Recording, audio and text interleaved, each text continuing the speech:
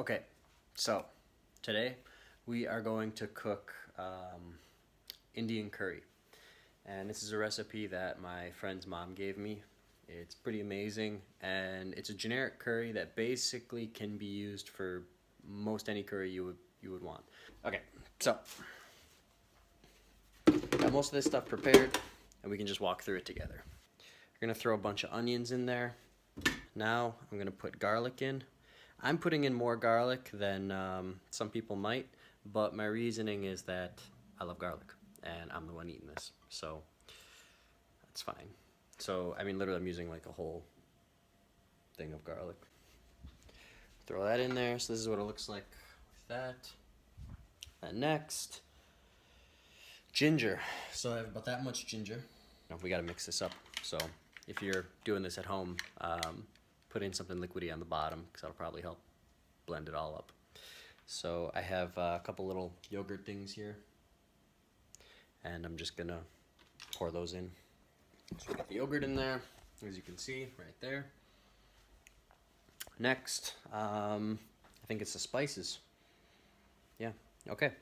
So putting in, do about 1 spoonful of salt. Okay, so turmeric, that's what's next on the list. So go to our turmeric. This is, turmeric. 2 spoonfuls of that. And then next is okay, so this one, you can be your own judge of how much you're gonna use, but it's chili powder. And the thing is, I like spicy food, but I tell you, this, I think with all the onion and everything that's in here, just something makes it incredibly hot. So even just half a spoonful of red chili powder seems to be enough to make this pretty hot. It's okay. But I mean, when she made it, she put in a spoonful. So you can be your own judge for that. So then next is Degi Mirch. So this is what Degi Mirch looks like. You can find it at your local Indian store. Don't lie and say there isn't one somewhere nearby you. If you don't think there is, it just means you don't know about it. And it's another spoonful of that. And then he figured out why it's so hot. I never thought to ask, what is Degi Mirch? It says right on the label, chili powder for curries. So I'm doubling up. I mean, it's probably specific and special, but still, that explains it. All right, next, cumin. Throw in 1.5 spoonfuls of that, and then half and half. I don't have half and half because half and half isn't a thing in Russia. So I put in slivki. It's 33%. And now we blend. Okay, so change shirts because cooking is messy and a lot of these ingredients will stain your clothes. So something to keep in mind. But all right, so we can see this has been blended. And then now over here, we got oil cooking. And what we're gonna do is take some of this. It's probably not necessary to use, but it was used when can I get it to focus?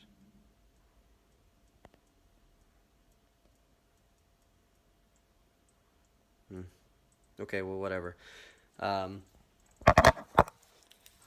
When I had it shown to me how to make this, the person just put my friend's mom, she put a couple dashes of that into the oil.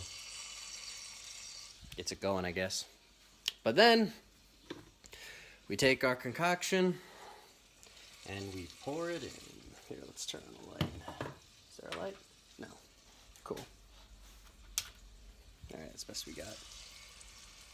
Yep.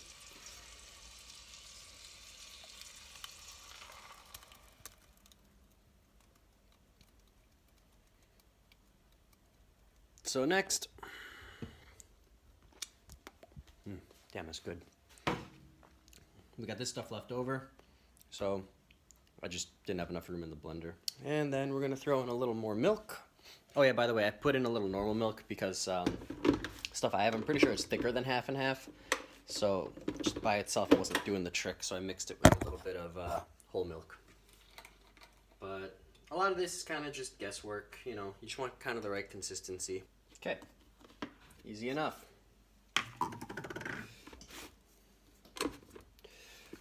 Now, before this gets too hot, I'm gonna add all that in.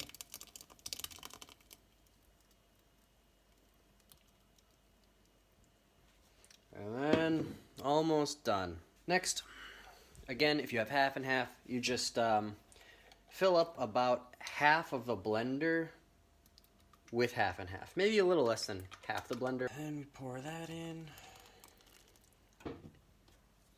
Now we let it cook. Like if you didn't want to go with meat, I highly recommend eggplant. I've done that before, and it is actually pretty amazing with this. But I'm actually doing turkey today. By the way, you can really add whatever you want to this. So I had a bunch of spinach in my fridge that I wanted to use. So I just threw it in the blender with a little bit of milk and popped it in. So now that's kind of the color. And one last thing that I almost forgot is we got to add some garam masala. And the thing is, you don't want to add that too early because I guess it can kind of make a bit of a sour taste for some reason. So what you want to do is you cook it and you get it to a point where it's pretty much boiling, because then it's going to make the milk kind of curdle, I guess, and the yogurt, so it gets chunkier. And then once you have done that,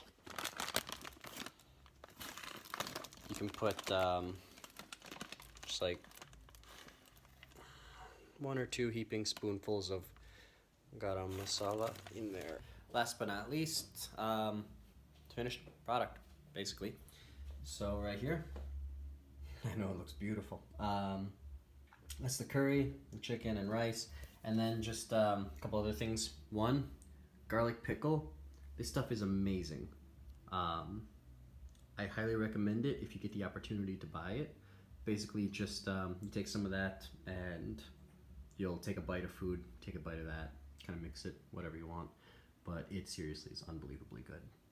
Another thing is you can have yogurt with it, because that'll cut the spiciness.